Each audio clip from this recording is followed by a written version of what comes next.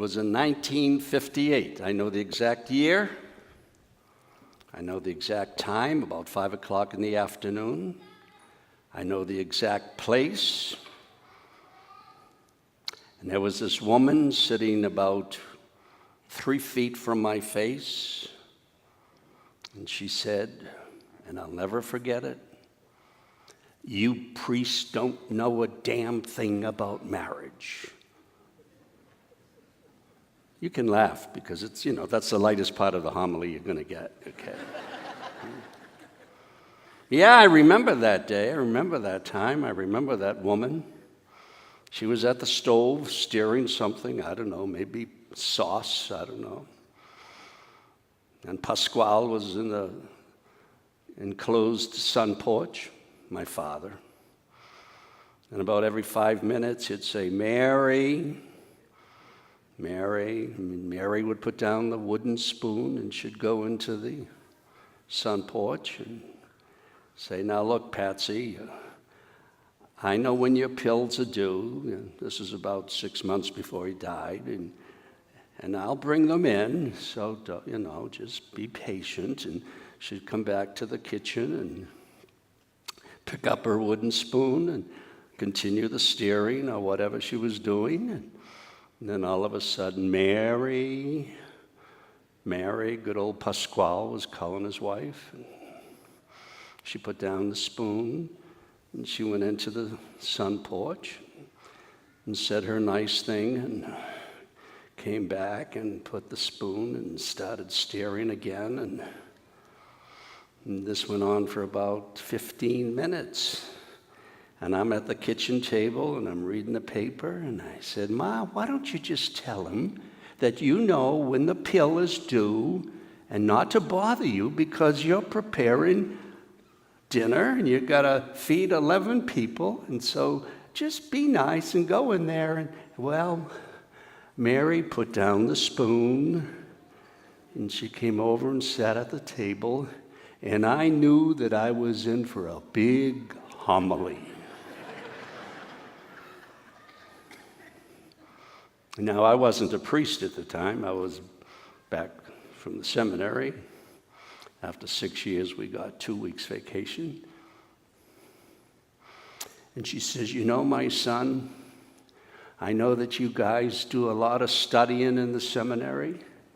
And I know you guys studied a lot about these sacrament things. But I want to tell you something. You priests don't know a damn thing about marriage." She says, "That guy in the porch is my husband.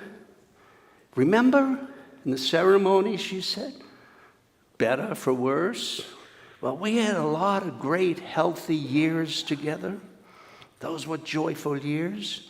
And now we're in the worst of the years when our bodies are breaking down.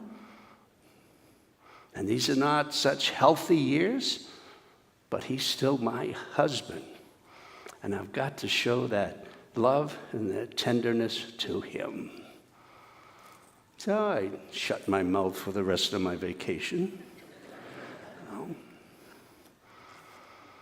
Oh, they had their bouts once in a while, as you well know. They had disagreements. But boy, when we sat down for dinner, the 11 of us, it seemed like nothing ever happened. They kind of fixed things. Now, I want to tell you right now, that lady was pretty right. We priests don't know a damn thing about marriage. There are some who think they know an awful lot about marriage. They think just because they put on a collar that they become family therapists. Now, I give credit to the priest who takes 3 or 4 or 5 years and goes out and studies for an MA or a PhD or whatever pertaining to family therapy. But most of us are not. Some think they do. So I'm not approaching the gospel today as a therapist. I'm approaching the gospel today from 56 years of experience, 56 years of priesthood. So good old Mary wasn't 100% correct, because I know something that bothers me about all those people that lived through a marriage that wasn't a marriage. Marriage is a sacrament.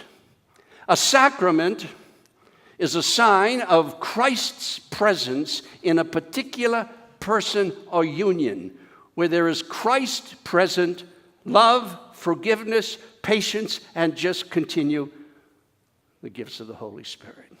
And if Christ is not present in a marriage, if God is not present, and if there is no love, and no forgiveness, and no trying to understand each other, it's not a sacrament. For instance, I knew a priest. Nice guy. I don't know where he is now. He left the priesthood. And he should have left the priesthood. He hated to preach. He said, Joe, I just hate to preach. I don't like to prepare. I'm always nervous. I just don't want to preach. And I'm so happy when somebody else does the preaching. I said, that's like the plumber saying, I don't want to dirty my hands. That's like the hygienist saying, I don't like to look in people's mouths. So he left the priesthood. Now, I firmly believe that his ordination was invalid because he entered the priesthood for the wrong reason, not being able to fulfill the role of the priesthood. And preaching, liturgical document, Vatican II, preaching is the primary work of the priest. Not changing the body and blood, bread and wine into the body and blood of Christ.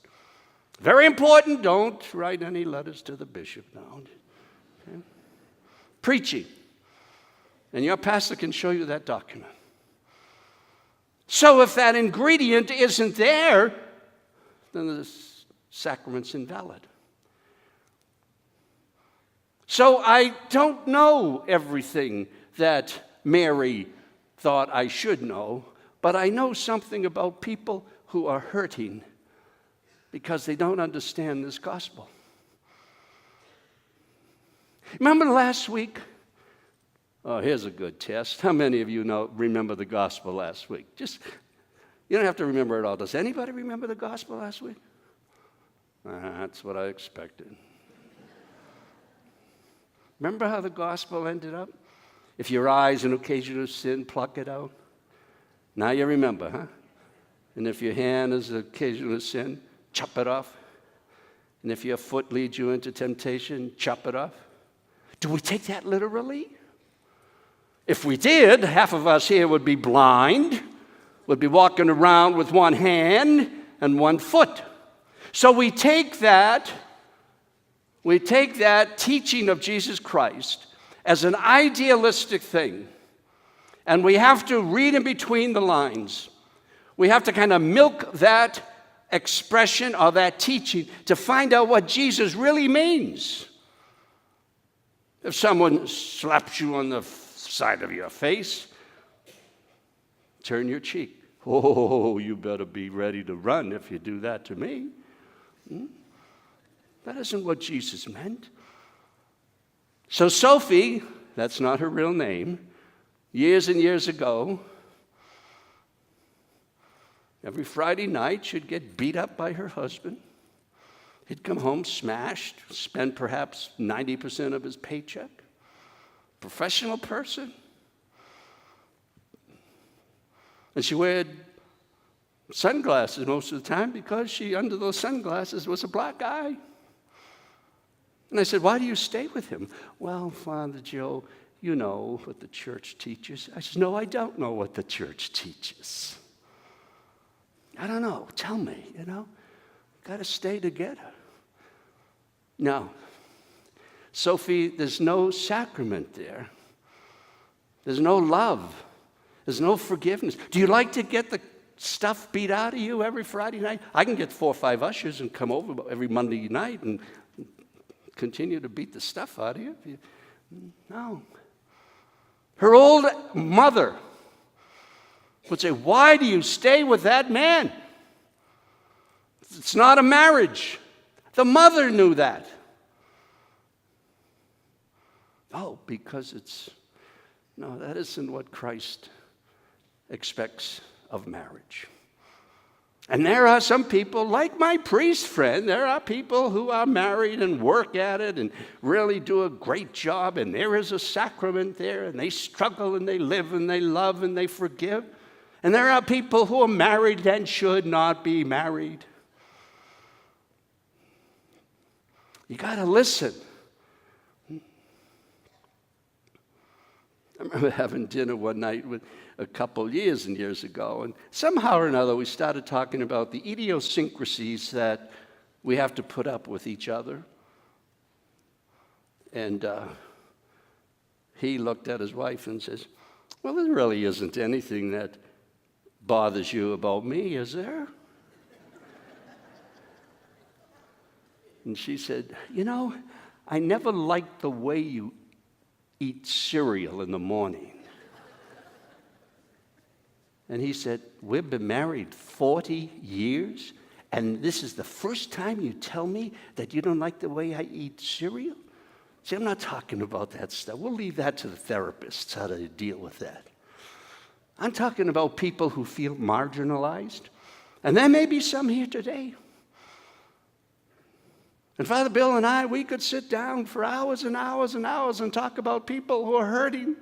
They don't go to the sacrament.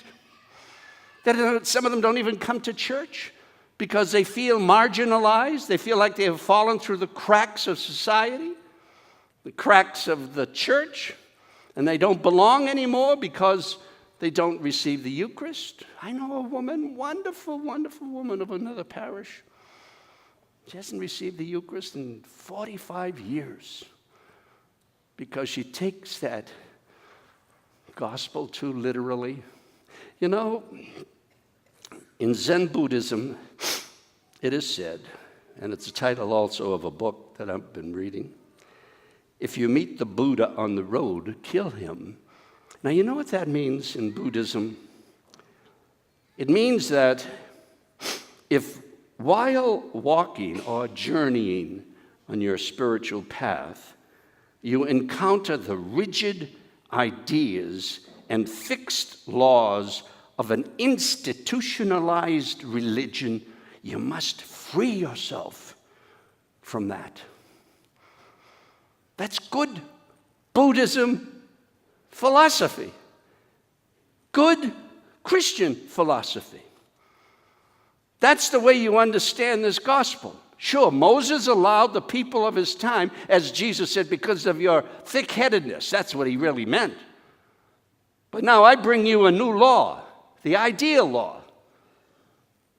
Not that you should stay together and get your body beat up every Friday night. Not because you don't talk to each other for 15, 16, 20 years. That's not a sacrament. Jesus is not present there. And you have a right, just like anyone else has a right, to receive the sacraments. And so I bring to this gospel experience, and my heart goes out to people like Pope Francis. He's trying to do an awful lot to let these people come back and to experience the love and the tenderness of Jesus Christ. Father Bill, last night, I bumped into him. He had a wedding. He says, "Did you take the long gospel, Joe, or the shorter one?" I said, "I took the long one because I wanted to refer to the last paragraph of that gospel where the apostles are chasing away the little kids from Jesus." And he says, no, let them come to me, because I love the pure of heart. I'm compassionate. I'm forgiving. I'm loving. And I take that and I included that in the gospel because that's the way Christ deals, not just with little children, but to adults. And it's Christ who is understanding and welcomes people back. And so my message is, if you think you have no right to come to this altar, you talk to your pastor. There's no one else more compassionate in explaining the sacraments than Father Bill. You can come to me if you wish. But no, go to Father Bill. I'm not looking for work, okay? Go to Father Bill. You talk to him. After Mass last night, a woman comes up to me. I'd say she's in her 70s. Got to have an appointment with you, Father Joe. You hit the nail on the head for me anyway, she said. You talk to Father Bill. Don't just talk to any priest, because I can tell you who not to talk to. You want to talk to somebody who manifests Christ's compassion, Christ's understanding, Christ's love, Christ's forgiveness. That's what the gospel is all about. That's how we understand what Jesus is telling us.